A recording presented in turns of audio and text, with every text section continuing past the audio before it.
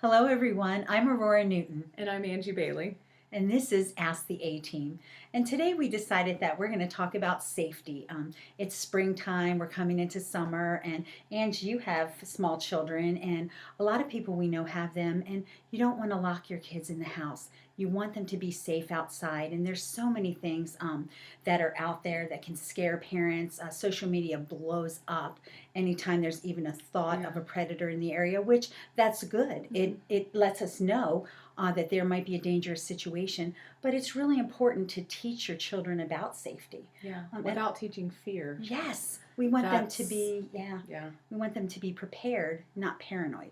And that's really an important thing. absolutely. So I know you teach your children some things. So what's one thing that you've taught them that you want to give to parents? I I grew up with stranger danger, right? Yes. And now that's a big no-no for those of Right. you out there because often it's a stranger that can help you, That's right. and too often it's somebody that you know that is actually the one that's going to do harm. Yes. So I teach them to look for safe people. That's very good. Maybe somebody that's older, somebody that looks like a mom, obviously a police officer or somebody with a uniform on. So I teach them to look, for people who look safe, look like like mommy or daddy would look. And that's really important, especially when you're in a park type situation. You can go over we call them scenario based trainings, where you actually talk to your children about it. Who would be a safe person in this park? There's a mom with a carriage. If something happened to me or I was not around and you were afraid, who could you go to? And that's really important, to go over those scenarios with them and to teach them how to respond. I many times see young women in the park and they're laying with their hands like this and they're reading a book or they're just sitting out in the middle of a grassy area. So we teach in our training that if you're going to sit in a park and you want to read, that's great. Sit against a tree. It's harder for someone to sneak up behind you. So that's a really important tool as well.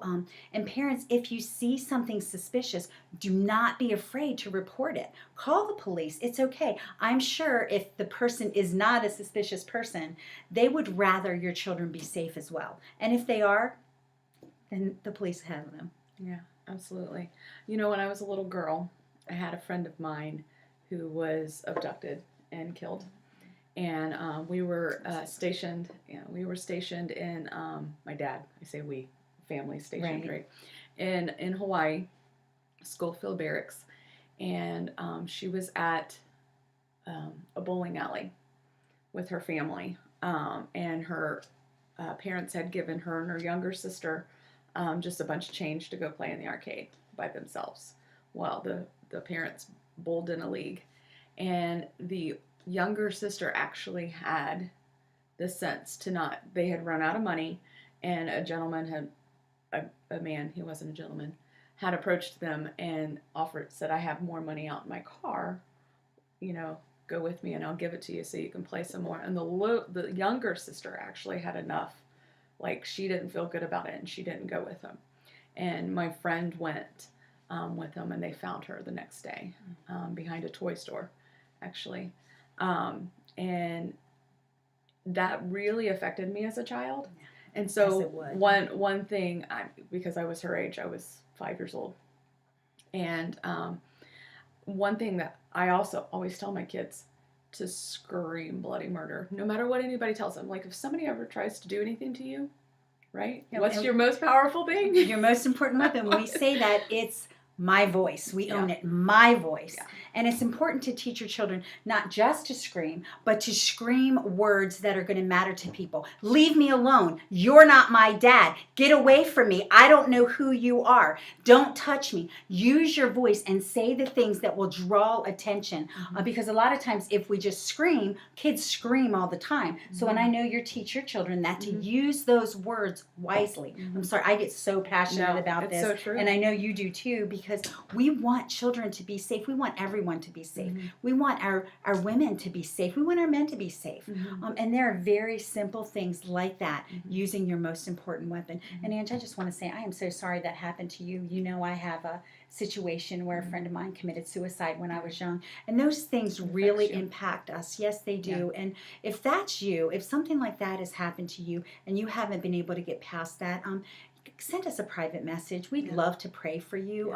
And you know what? Why don't we just go ahead and why don't we pray for that now? If there's anyone out there, do you want to pray since you just brought that up? And that was okay, thank you. So Jesus, we just come before you right now with maybe things that have been stirred up from the past, from our childhood, from our families, Lord. Just bring healing in those situations, Lord. True healing, not to stir up fear, not to stir up anxiety, not to stir up old emotions, just to stir them up, but Lord, just to bring your healing. Just bring those, and also to teach us lessons of safety and what we can learn from those situations, and how we can give them to you, and how we can to use them for your glory, and how it can be turned around in our lives. And Father, for those who have really been touched and wounded from these really, really deep hurts, Lord, we just ask you to give them the courage right now to reach out. Yes. For help for that, to talk about that. That their most powerful thing is their voice, and maybe giving their voice and talking about it to the situation will bring healing. In your name, Jesus. Amen. Amen.